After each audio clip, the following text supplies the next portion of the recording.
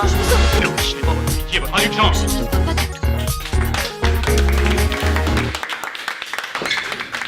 Vidéoscope est la seule émission web qui ose vous faire voyager de la beauté au trash, car c'est tout ce que j'aime.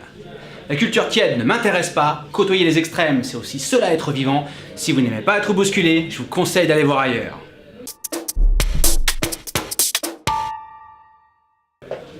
Qu'est-ce que c'est beau! Maintenant, vous pouvez et vous devez vous rattraper si vous l'avez raté en salle, car depuis plus d'un mois déjà est sorti le DVD de Tel Père, Tel Fils de Koreeda Hirokazu, paru chez Wildside, d'une beauté incroyable qui fait le même effet au cœur que le film Intouchable. ケイタ、合格おめでとう。頑張ってますよ、パパみたいになりたいって。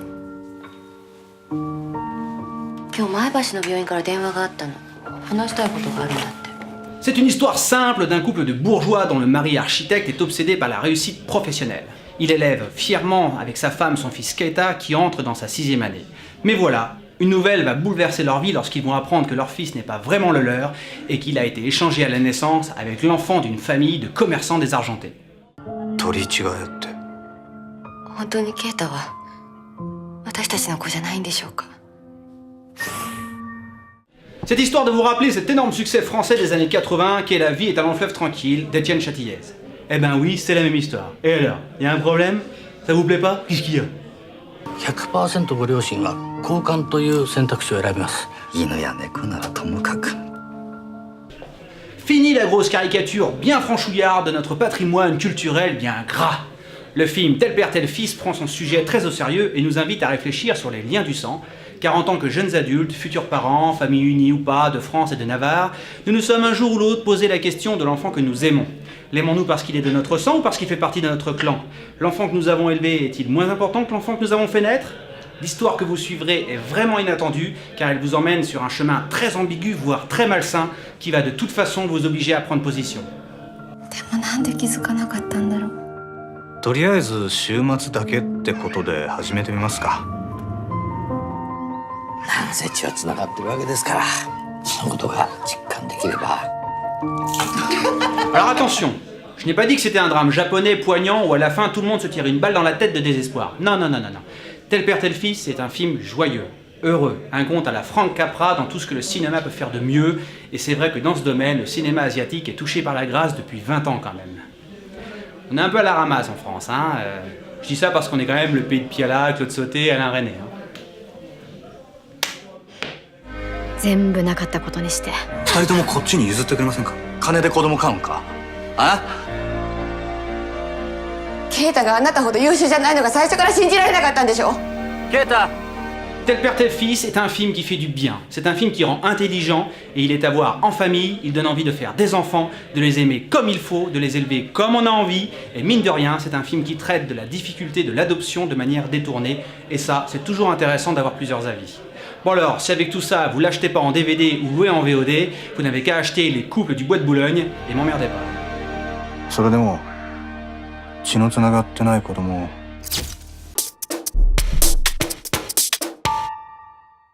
Oh nom de Dieu, il est sorti! Il est magnifique! Regardez comme il est beau! Le plus grand film français des années 90, La Reine Margot, notre Game of Thrones à nous et avant tout le monde. Mise en scène par l'un des plus grands réalisateurs français tout court, Patrice Chéreau.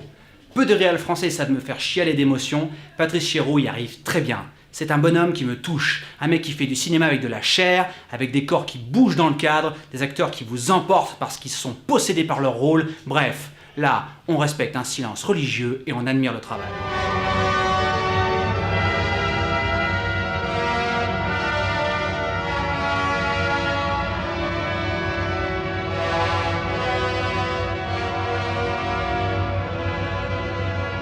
La Reine Margot, pour tous ceux qui ne l'ont pas étudié au collège, c'est un roman d'Alexandre Dumas qui relate l'histoire du massacre de la Saint-Barthélemy dans la France du XVIe siècle.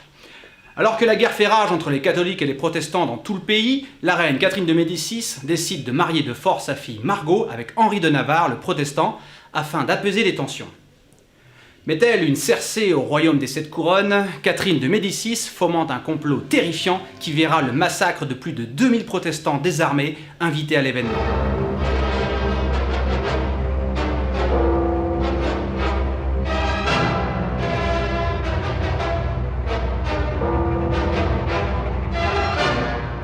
Violent, beau, épique, il n'y a pas assez de mots pour traduire la puissance d'un tel spectacle. Le film dure 2h30 et vous ne vous en rendrez même pas compte tellement la mise en scène est splendide, plan après plan.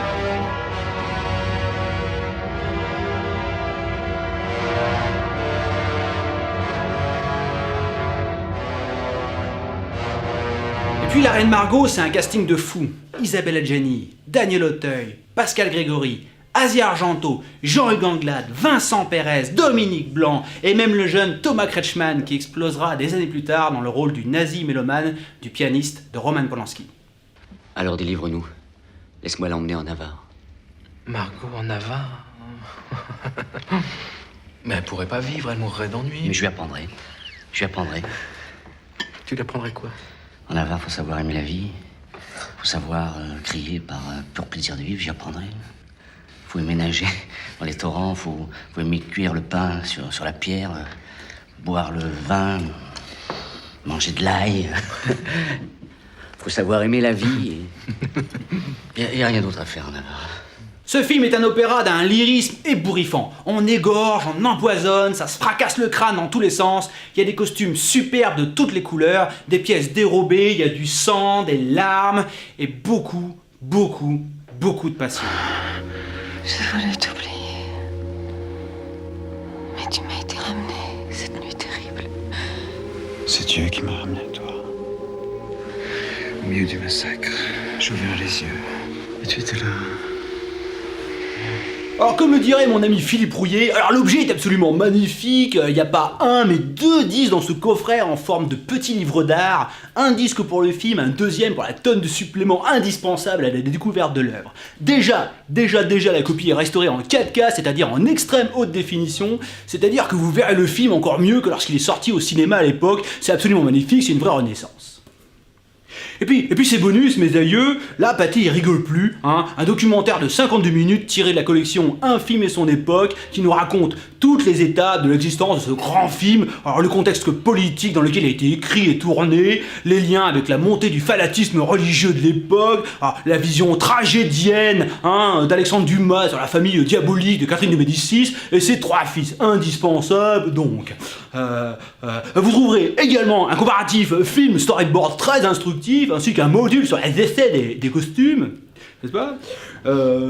Et le livret, me direz-vous, eh bien c'est toujours génial de pouvoir prolonger l'expérience d'un film de cette manière, c'est-à-dire que vous profitez du film, et puis après vous restez dans l'émotion de l'œuvre, vous voyagez parmi les bonnies proposés, et comme vous finissez par être un peu fatigué, vous allez vous coucher en feuilletant des docs sur le massacre de la Saint-Barthélemy, une interview du réal et de sa scénariste passionnante, un article sur les costumes de la scène du mariage, et plein d'autres pépites très instructives, excusez-moi, ma langue a fourché. Voilà. Marguerite de Valois, acceptes-tu pour... Au nom du Père, au nom du Fils, et au nom de la Sainte Église, je vous déclare mari et femme. Voilà, d'habitude c'est Wildside qui sort ce genre de mastodonte, là Pathé a fait pareil, et ça fait vraiment envie d'investir. L'édition définitive d'un chef-d'œuvre du cinéma français. Assez plaisanté, parlons maintenant de vrai cinéma. Hollywood Chainsaw Hawker.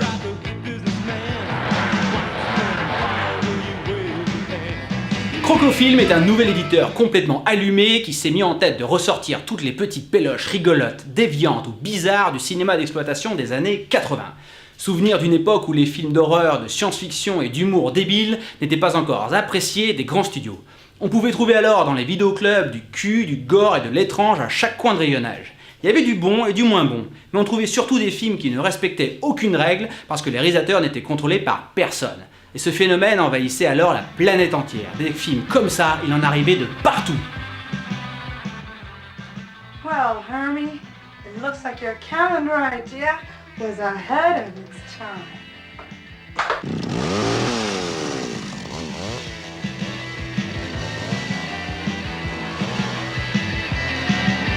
L'un des chancres de ce cinéma freestyle, souvent appelé Cinéma Z, était Fred Hollenray, ancien catcheur devenu producteur et réalisateur au début des années 80 et qui continue à sévir en toute indépendance à Hollywood, dont la devise serait des seins, des fesses et du fantastique.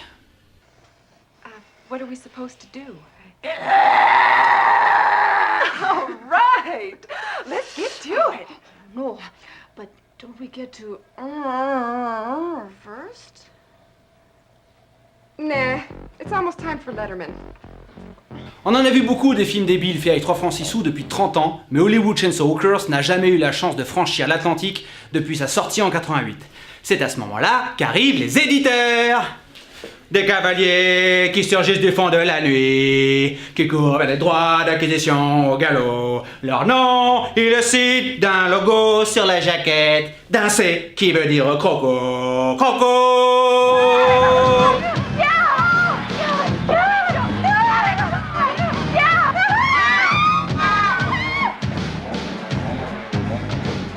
Ces gens, voués corps et âme à la découverte du cinéma mondial, réparent des injustices et surtout nous donnent de bonnes raisons d'avoir la banane et de nous faire nous marrer comme des otaries en flattant nos instincts primaires.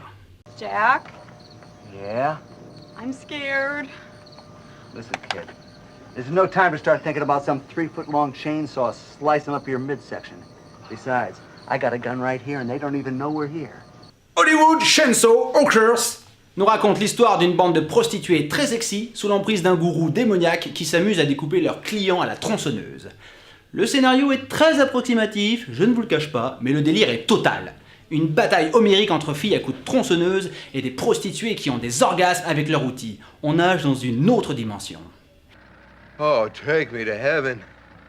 Take me to heaven.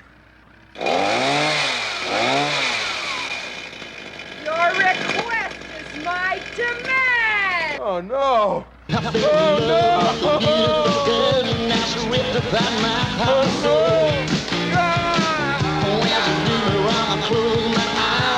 C'est un film qui sent la pizza, le pack de bière et la bande de potes affalés dans un canapé défoncé.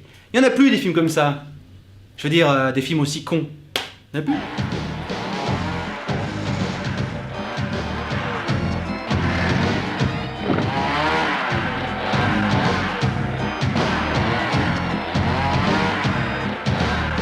Ce film est donc bien un hommage déclaré à Massacre à la tronçonneuse, l'original de 1974. Car en plus de l'outil susnommé présent tout au long du métrage, nous retrouvons dans le rôle du gourou Gunnar Hansen, rien de moins que l'acteur qui se trouvait sous le masque de Leatherface à l'époque.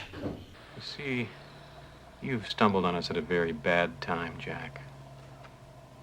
Bad for you, that is. Cette sortie n'est pas un inédit, genre on l'a déjà vu en VHS et depuis plus rien jusqu'à aujourd'hui. Non, non et non, ce film n'est jamais sorti en France. C'est une exclue incroyable, il n'existe donc qu'une version sous-titrée française et une qualité assez moindre de la copie, mais le plaisir de la découverte est là. C'est une vraie curiosité décomplexée et ultra kitsch. Tout comme Evil Tones, deuxième titre sorti au même moment chez le même éditeur. Un film de possession avec une sorte de Tex Avery diabolique et obsédé sexuel.